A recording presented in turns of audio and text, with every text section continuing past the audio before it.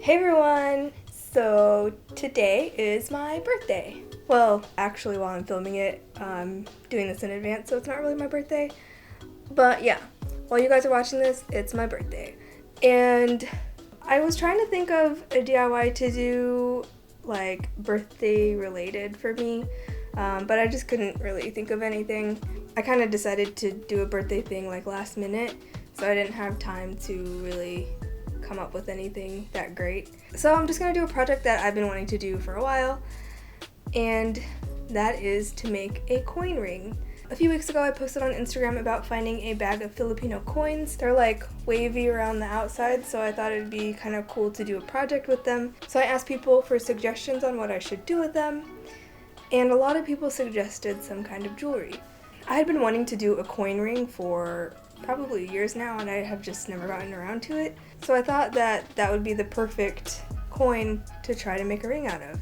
I figured that the little waviness around the edge would look kind of cool. It is a pretty small coin, so for me, I have small fingers, so it'll work. I'm assuming it's going to be more of like a pinky ring or like a half ring, like a one that sits like halfway down your finger or whatever. I guess it'll kind of be a tutorial, but it's gonna mostly be me walking you guys through how I made it. So yeah, let's get started. To start off, I found the center of the coin. With these coins it was pretty easy. I just drew a line from the middle of one bump to the one across from it and continued that around until I had a clear midpoint. Then I used a center punch to make a dent at the center.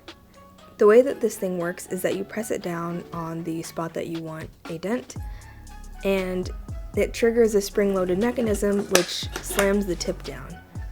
If you don't have one of these, you could just use a nail and hammer and then give that a good smack or two for a similar effect.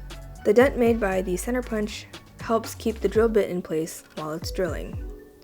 This is especially helpful when you're drilling in metals because typically the drill bit will like dance around the surface of the metal for a little bit, especially when you're trying to drill through something that has kind of like a decorative surface like a lot of coins do.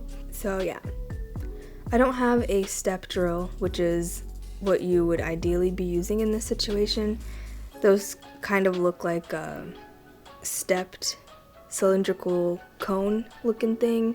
You could put it on your drill or drill press or whatever and use that to slowly make bigger and bigger holes in a piece of metal.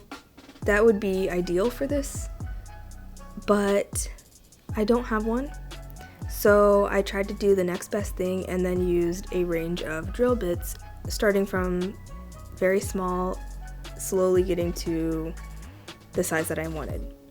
Typically this works fine if you have a good way to clamp the coin, which, as you can see, I did not.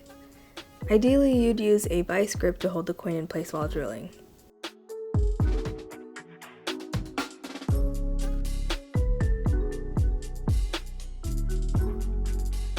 When I got to the bigger bits, it started to catch, and since I didn't have it in the vice grip, I was just trying to hold it with a wrench.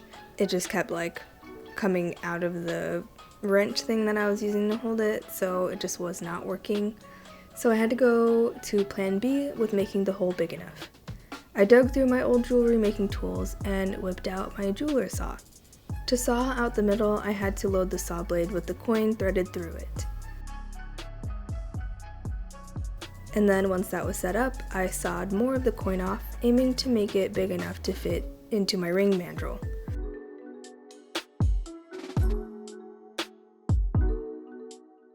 I took the coin out of the saw and then used a file to smooth out the cut edge and beveled the edges. Now it fits onto my ring mandrel, but I was having trouble getting it started with shaping, so I thought that I could use my dap and dome set to get it to start bending in the right direction.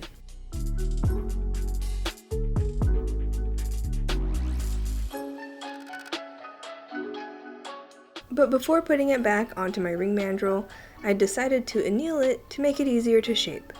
Annealing is basically just heating up the metal to make it more pliable. Hammering on the metal makes it more work hardened, so sometimes you need to anneal the pieces you're working on multiple times. Basically whenever it starts becoming a little bit more difficult to shape. Anyway, I heated it until it had a dull red glow, which you probably can't see in the video, and then I quenched it in water. Then back onto the mandrel for shaping.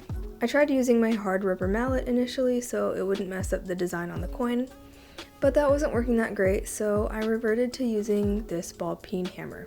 This worked great for shaping it, but it also kind of messed up the design on the coin. Oh well. The ring mandrel is tapered, so every once in a while I removed the coin, flipped it, and then continued hammering it to shape it. After doing this for a while, it will eventually have straight sides. Luckily, the size was perfect for my pinky, which is what I was going for. I knew that I wouldn't be able to make this ring that much bigger because it's a small coin to begin with, but if you wanted it to be bigger, you could just keep hammering it down the mandrel until it's your desired size. Then I cleaned it up, polished it lightly, and here it is, done. I love how the waviness of the coin basically turned into a scalloped edge on one side of the ring. I think it could look pretty cool if this was stacked with another coin ring like this to make it scalloped on both sides. Anyway, I love how it turned out. You can see here I've been wearing it with a super simple silver ring.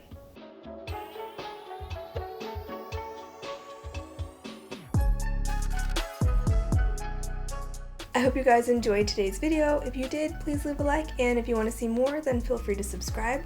I post art videos every Tuesday and DIY videos every Thursday. Thank you to my patrons for helping me produce this video. If you are interested in becoming a patron or learning about what Patreon is, I'll leave a link to mine right up here and you can go check it out. If you have any questions or suggestions for future videos, please leave a comment down below, and I'll see you next week.